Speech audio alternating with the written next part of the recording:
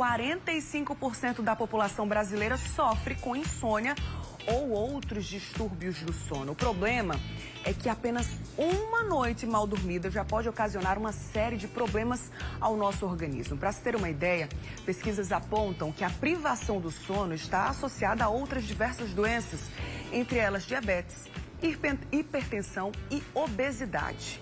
Assunto para a gente entender agora, então presta atenção que é hora do quadro Só Saúde. Só Saúde, oferecimento. Laboratório Análises, agora também na Rui Carneiro. É aqui no estúdio, na Casa do Mulher Demais, eu recebo o doutor Arthur Trindade, que é médico otorrino com especialização em sono. Então, bom dia, doutor. Seja bem-vindo ao Mulher Demais, viu? Bom dia, Bruna. Bom dia a todos. Sempre bom recebê-lo. E você que está em casa, se tem dúvidas sobre qualidade do sono, como é que está o seu sono? Você tem dormido bem?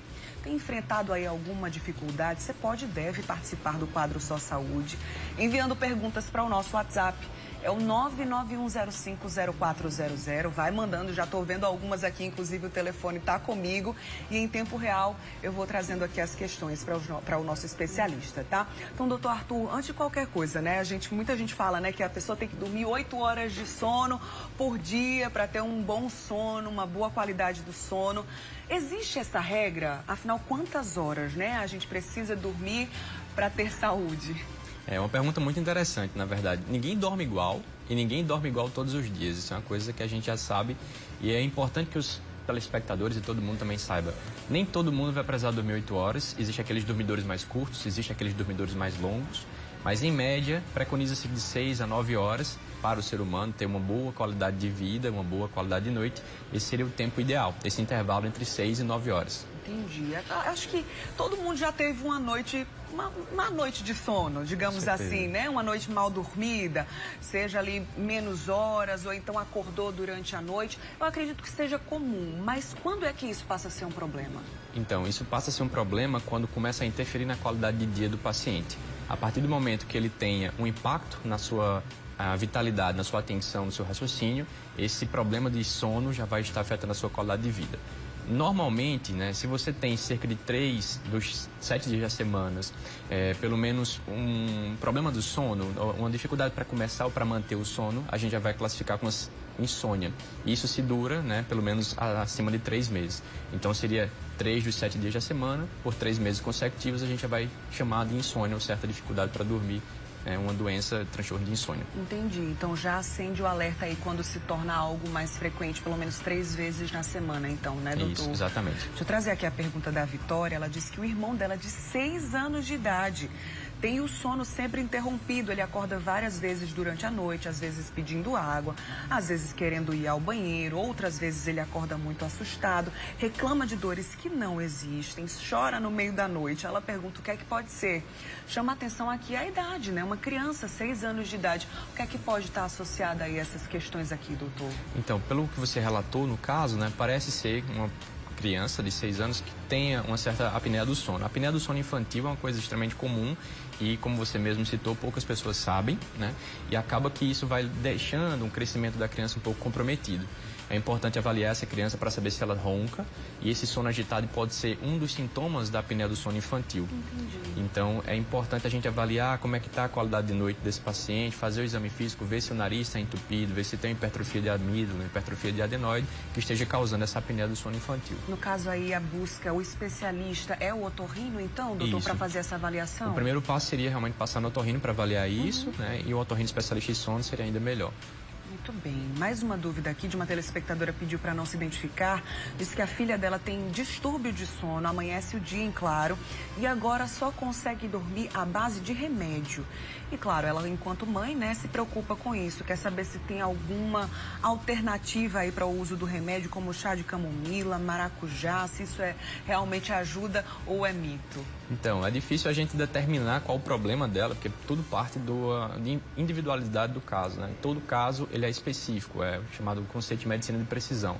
Mas, de grosso modo, vamos pensar assim, a higiene do sono, né, é muito importante para todos os casos de transtorno de insônia, e a higiene do sono ela começa quando o paciente acordar um pouco mais cedo, se expor à luz do sol, fazer um exercício físico. Isso também vai ajudar todo mundo, de maneira geral, a dormir melhor durante a noite, porque vai secretar o hormônio do sono chamado melatonina. Sim. Então, o que eu posso falar sobre esse caso, pelo menos de maneira geral, seria, vamos tentar ver como é que está sendo essa atividade durante o dia, fazer com que essa pessoa acorde um pouco mais cedo, se exercite, vá dormir de uma maneira um pouco mais categórica, sempre no mesmo horário, acordar sempre no mesmo horário. Isso vai fazer com que haja um adestramento cerebral e o sono noturno vai melhorar. Entendi. Mais um relato aqui da Mel. Achei bem interessante. Ela disse que durante o sono, ela costuma ficar conversando sozinha. Ela quer saber se isso é normal, se já é algum tipo de distúrbio e se deve se preocupar também. O sonolóquio é o que é esse... conversar sozinho ou conversar durante o sono é chamado sonolóquio. É muito comum em crianças, tá? Às vezes, a pessoa começa na idade infantil e depois ela vai levando para a idade adulta também esse tipo de... a gente chama de sintoma, não é necessariamente um transtorno. Começa a ser um transtorno a partir do momento que começa a interferir na qualidade de vida da pessoa. Ou, nesse caso, do cônjuge, se ela já for casada.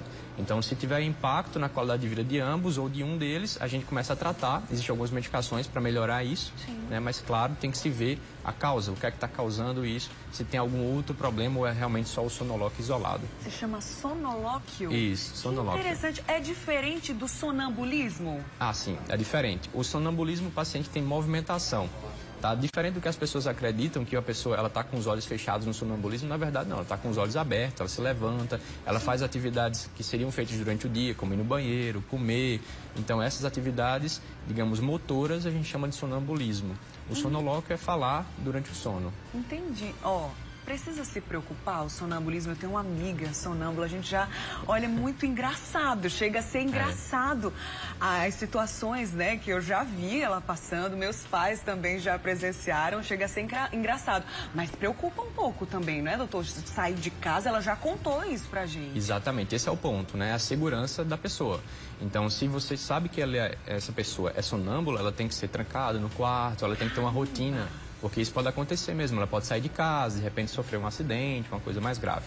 Então é importante mesmo fazer um controle que a gente chama de controle ambiental. Sim. E, normalmente, se tiver impacto na qualidade de vida, aí a gente medica, também faz medicações para evitar que o sonambulismo em si, o ato de passear, andar, ele aconteça. Muito bem. Agora a dúvida do Ubiratã. Ele falou que dorme cedo, mas acorda sempre às 3 da manhã e não consegue dormir mais. Ele tem 58 anos de idade.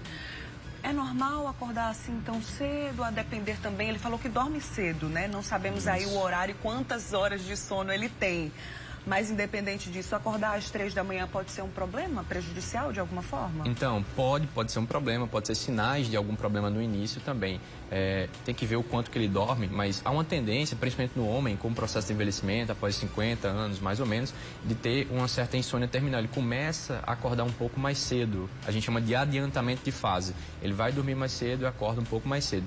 Tem que ser visto, avaliado, né, cada caso, mas tem que acender uma luz de alerta para esse caso, principalmente para doenças de Alzheimer, doenças neurodegenerativas, elas começam a se manifestar assim, com adiantamento de fase muito precoce. Então ele tem 51 anos, 58. 58 anos. Então é muito precoce, talvez ele precise mesmo procurar ajuda médica para avaliar se está tendo uma qualidade de sono ruim ou se está tendo algum problema no início. Algumas pessoas que falam, né, que a partir de uma certa idade, especialmente as pessoas idosas, não conseguem dormir tão bem quanto antes. Isso é mito? Isso é verdade? Então, existe uma certa, digamos, controvérsia na literatura em relação a isso. A gente acredita que a partir do momento que a pessoa vai se tornando cada vez mais inativa, o cérebro ele começa a ficar mais, digamos assim, rebelde ou não tão adestrado. E aí o sono ele começa a ficar mais fragmentado. O idoso ele começa a dormir de manhã, de tarde, de noite, e aí dorme pouco de noite. Entendi. Então você tem que fazer pequenos cochilinhos ali, isso, né, durante o dia, sim. Então você tem que fazer se manter ativo. Idosos que se mantêm ativos, trabalhando, ele tem uma qualidade de noite extremamente normal, dorme 8 ou mais horas por dia e é igual a um paciente mais jovem. Mas tudo isso está relacionado à atividade durante o dia mesmo. Entendi. No próximo bloco a gente vai continuar falando sobre esse assunto e como eu comentei lá no comecinho, é realmente muito comum. Então, 45% dos brasileiros têm algum distúrbio do sono, seja a insônia, seja a apneia do sono. A gente vai falar sobre esses distúrbios, quais são os mais comuns no próximo bloco. Se você tem dúvidas sobre esse assunto, quer compartilhar alguma experiência com a gente, aproveita aí o nosso zap, é o 991050400. Doutor, eu volto daqui a pouquinho pra gente conversar mais, viu? Combinado. Até daqui a pouquinho, então. Por enquanto, vamos mudar de assunto?